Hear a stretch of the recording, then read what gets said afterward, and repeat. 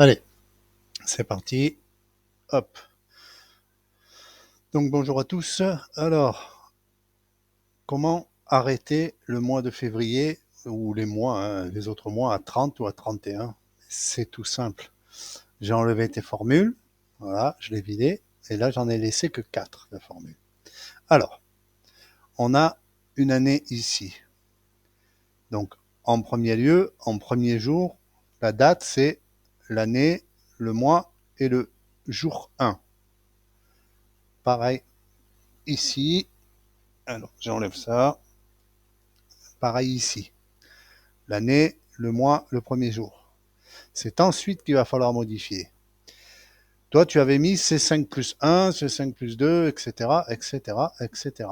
Le problème, c'est que tu ne contrôles pas si c'est valide ou pas. Et là, c'est tout simple.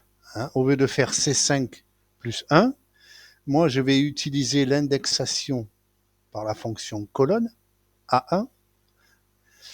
Et là, C5, on voit bien que j'ai mis le dollar pour garder la colonne, puisque je vais étendre la formule par la suite. Donc la formule, elle est simple. C'est si moins C5 plus colonne A1, donc 1 égale moins de la C5, donc C5 plus 1. Sinon, rien du tout.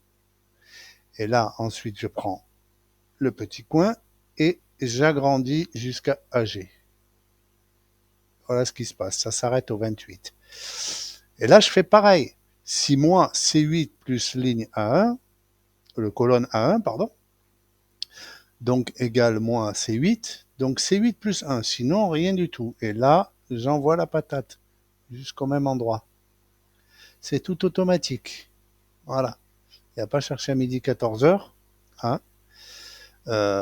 Ce qu'il faut bien enregistrer, c'est le dollar ici. Et là, on voit bien. Hop, attention. Voilà. Tu vois que là, en mettant colonne A1 ici, si je viens par exemple ici, ça m'a mis colonne M1. Ça s'incrémente tout seul. Donc c'est plus 1, plus 2, plus 3, plus 1. Uniquement si mois plus X égale le mois de la première date, du premier du jour, du premier du mois, pardon. Tout simplement. Voilà. Et il n'y a pas à chercher midi 14h. La formule, c'est ça.